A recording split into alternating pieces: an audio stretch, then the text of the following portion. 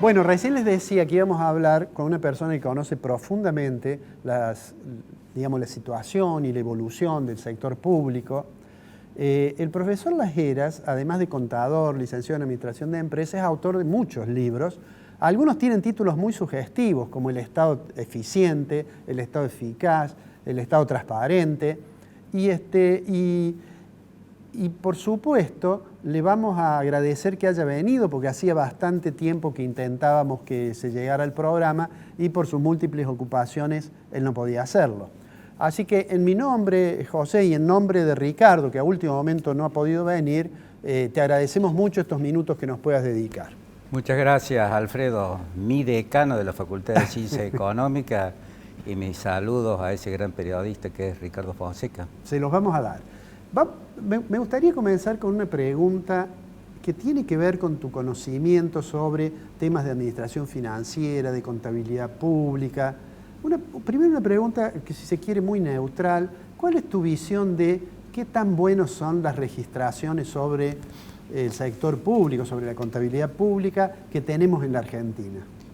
Asombrosamente, a pesar de todas estas cuestiones críticas respecto al funcionamiento de la economía del Estado, Argentina, el sector público nacional y la mayoría de las provincias cuentan con lo que denominamos la administración financiera gubernamental, que es un modelo en América Latina y en el mundo. Si uno quiere conocer la ejecución del presupuesto mes a mes, está en las cuentas públicas.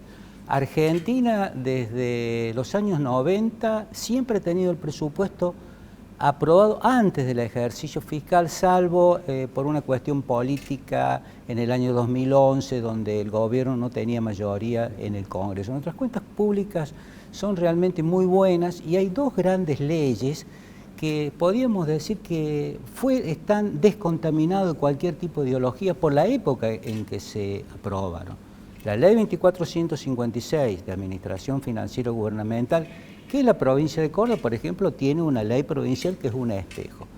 Y después otra ley del año 2005, la Ley de Responsabilidad Fiscal Federal, la 25917, que realmente es un modelo respecto a la responsabilidad en la administración de los fondos públicos. La información es muy buena. Ahora, el incumplimiento, digamos, en metas en cuanto a recursos, gastos, las diferencias que hay, por ejemplo, entre las proyecciones macroeconómicas que se elabora el presupuesto y lo que sucede durante el año fiscal, suelen ser las que alteran una razonable medición de las cuentas públicas. Pero en cuentas públicas tenemos muy buenos sistemas de administración financiera en nuestro país. Bueno, lo que probablemente no tengamos tan bueno es la forma en que ejecutamos el gasto. ¿Por qué digo? En los últimos 20 años el gasto público en Argentina debe haber aumentado más o menos 10 puntos del producto y sin embargo la pobreza aumentó. Es decir, que tenemos quizá un problema de eficiencia. Voy a aprovechar para mencionar que tengo aquí, que le agradezco al profesor, este libro que va a salir una nueva edición. Este libro es de la 4ª edición, que se llama Estado Eficiente. No sé si lo pueden tomar ahí, al libro, Estado Eficiente. Y voy a aprovechar el título del libro, este libro que es de Administración Financiera Gubernamental, lo que recién nos mencionaba. Voy a aprovechar para preguntarte, José, ¿qué tan eficiente o ineficiente es el gasto público en la Argentina? Mitad del vaso lleno y mitad del vaso vacío. En algunos tipos de gastos hay una gran eficiencia en el manejo del gasto público y en otros casos hay una falta de control de los resultados del gasto. A nivel nacional existe una deuda de la democracia en la Constitución del año 1994 que solo se pone como deuda la no sanción de una nueva ley de coparticipación. Siempre pero, por se ejemplo, menciona esa. El sistema de auditoría general de la Nación, ya casi 30 años de la reforma constitucional del año 1994, sigue sin reglamentar. Entonces el sistema de control no garantiza lo que podríamos decir, lo que es básico para el control, que es la oposición de intereses. Esto es una norma fallida de nuestra Constitución. No necesitamos menos control, necesitamos más controles, no controles formales, sino controles de gestión.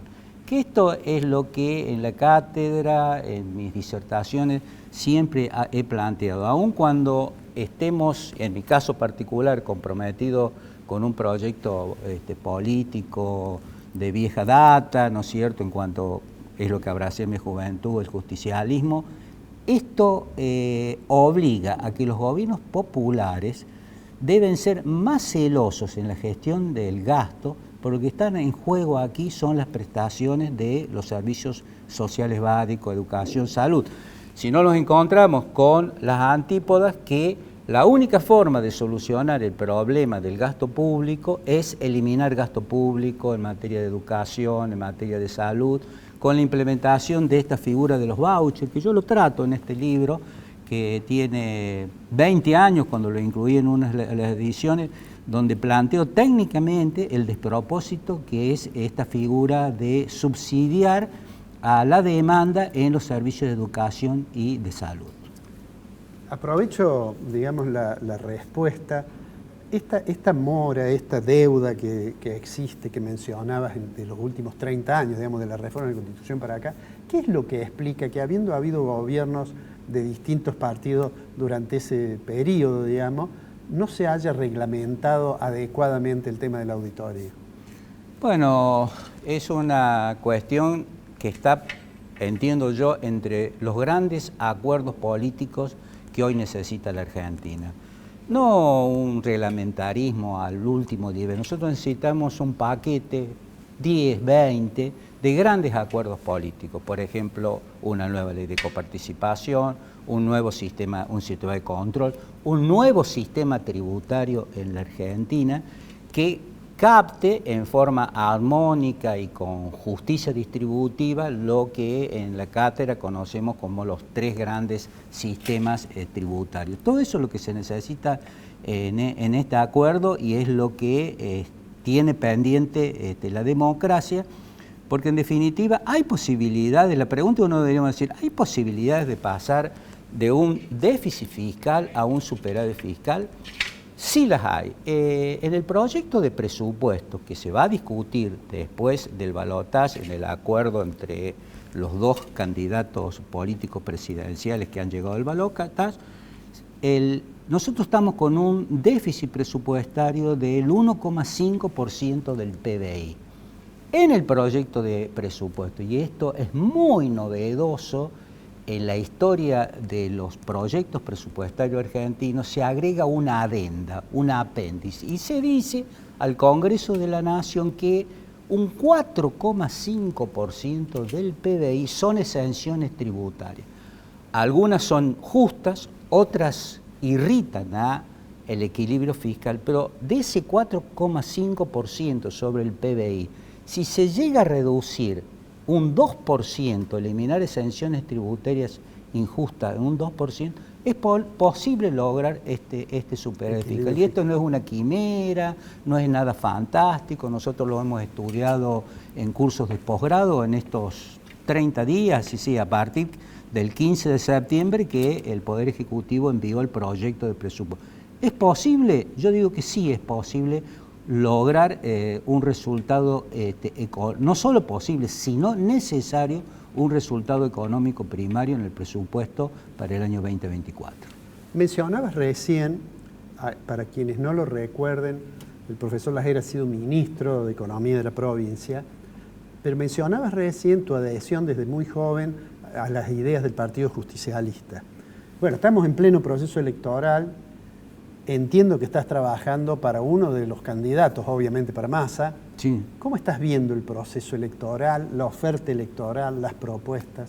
Bueno, creo que por primera vez en la historia de la democracia después del año 83, se están patetizando claramente 2 modelos en pugna. Un modelo de un Estado presente, que es lo que plantea el presidente Massa. Casi decís el presidente Massa. El candidato a presidente Massa, perdón por el furcio, donde el Estado tiene que reacomodar sus cuentas, hacer un Estado eficiente. Necesitamos mejor Estado. Y por el otro candidato que soluciona los problemas con una motosierra, ¿no es cierto?, eliminando gastos que hoy están alcanzados y que son logros que la ciudadanía argentina ha luchado durante décadas, estoy hablando desde fines del siglo XIX inclusive, que es el derecho a la educación y el derecho a la salud. Eso no puede estar en riesgo en función de lograr un equilibrio fiscal que, como yo te decía hace unos minutos, eso es posible con este proyecto de presupuesto para el año 2024. Te hago esta última pregunta porque me están avisando que se me va el tiempo, pero no quiero dejar que te vayas sin pedirte una opinión respecto, recién mencionaste la educación, respecto de la educación universitaria, porque vos has sido, y lo sos, destacado profesor de la facultad, y se está discutiendo mucho el rol de la universidad pública. ¿Qué visión tenés o a qué visión adherís, si es que la ha planteado Massa, o cuál es tu visión en todo caso? Bueno, yo soy muy agradecido a la universidad pública. Yo soy hijo de una universidad pública que he podido estudiar porque en el año 1947 se derogaron los aranceles universitarios. Mi padre era obrero ferroviario, entonces yo no podía haber estudiado sino con la universidad pública. Y la universidad pública argentina es un orgullo en toda América Latina, inclusive. Gracias a la universidad pública tenemos una ciudadanía, profesionales muy bien capacitados que son orgullo en el resto del mundo y en Argentina. Por ejemplo, nosotros estamos liderando hoy en profesionales vinculados a software, a inteligencia artificial, con la universidad pública. Los médicos argentinos en general son todos de universidades públicas, universidades privadas son muy pocos las que prestan este servicio educativo. Que en la universidad pública hay que alentar una modernización de muchas de sus estructuras, pero eso lo tendríamos que dejar a que la propia comunidad universitaria, consolidando, ¿no es cierto?, este logro que hoy fue el gobierno tripartito, que hoy es cuatripartito, para que la propia comunidad universitaria siga fortaleciendo estos logros para los nuevos tiempos que se avecinan con un cambio paradigmático en el mundo del trabajo. Y por ejemplo, nuestra Universidad Nacional de Córdoba está vinculado, ¿no es cierto?, en forma directa al mundo del trabajo, por ejemplo, con sus escuelas de oficio, ha sido pionera la Universidad de Córdoba. Entonces yo creo que la educación argentina debe ser fortalecida a través de su vínculo con la tecnología y con los recursos suficientes para que estos logros sean efectivos y en forma sostenible. Bueno, te agradezco mucho que hayas venido, José, y te agradezco mucho el libro, y lo voy a leer con atención. Y le voy a dar los saludos, por supuesto, a Ricardo. Muchísimas gracias. Muchísimas gracias.